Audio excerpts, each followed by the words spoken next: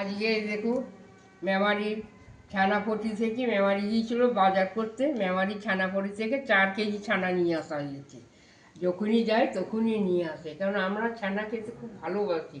আর কাঁচা ছানা তো আমরা বেশি খাই, তরকারিটা কম হয়, তো মিষ্টিটাও কম হয়। কাঁচাটা আমরা 3-4বার করে বাটি ভরে ভরে খাই। তার টাটকা ছানা, ঘষে যে টাটকা ছানা, এটা বুঝতেই পারছেন। জল ছানা হলেও ছানাটা খুব জমাটি আছে, ভালো ছানা আছে। আর এই ছানার কাছে দোকান থেকে যে কিনে আনি, ও অনেক তফাৎ, আকাশ পাতাল তফাৎ। এই ছানা খেলেই মনে হবে যে অনবরতই খায়, রোজই খায়।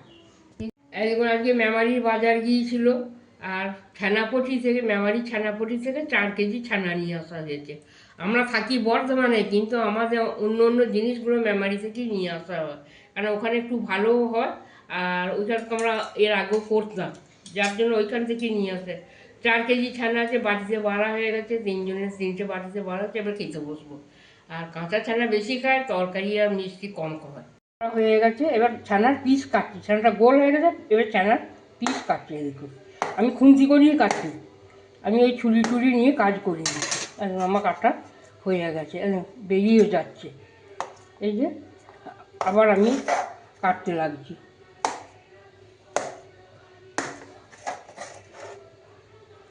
এই যে কেটে বার করে দিচ্ছি।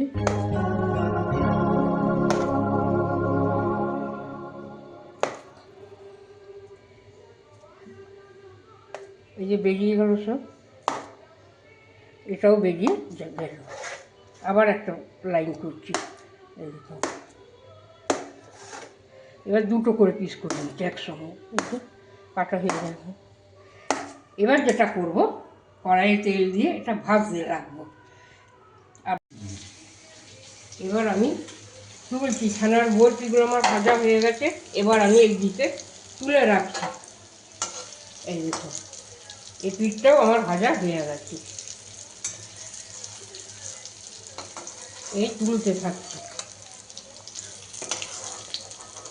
আপনারাও এরকম করবেন, খাবেন, আমাকে সাবস্ক্রাইব করবে, আমার সঙ্গে থাকবে, লাইক করবে। কেমন রান্না আমার লাগে, আপনাদের ভালো লাগে কিনা সেটা আমাকে জানাবেন। এগুলো দিচ্ছি, আবার বাকিগুলোকেও এর সঙ্গে করে নেব। আর একটু হালকা কালারই ভাজতে হয় আমার, তাও একটু খড়ে গেছে। এরকম আর ভাজা হয়ে গেছে। এবার এইগুলোকে দিতে থাকছি।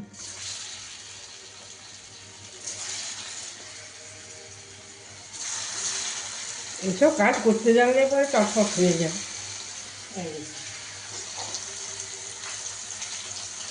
শুধু একটু দাঁড়িয়ে থেকে সময় নিয়ে একটু আস্তে ধীরে ভাজাটাকে তুলতে হবে, তাহলে তুলে হবে। এই যে সেই কালার এসে যাচ্ছে, দেখছেন তো? এই যে কেমন ভাজাটা হচ্ছে, দেখুন, বলবেন, লিখবেন, জানাবেন। আপনারা এরকম করে খাবেন।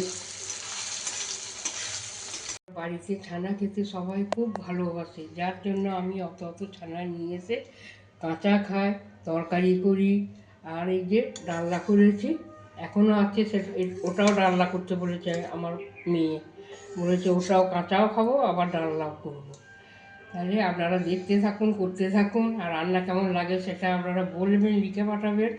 আর সাবস্ক্রাইব করতে যেন ভুলবেন না, অবশ্যই যেন করবেন। যারা আসছেন সাবিত্রী মুখার্জি রান্নাঘরেতে রান্না দেখেন, বা আমাকে নিশ্চয়ই আপনারা ভালোবাসেন, তারই জন্য আমার রান্নাঘরে আসেন, রান্নাও দেখেন।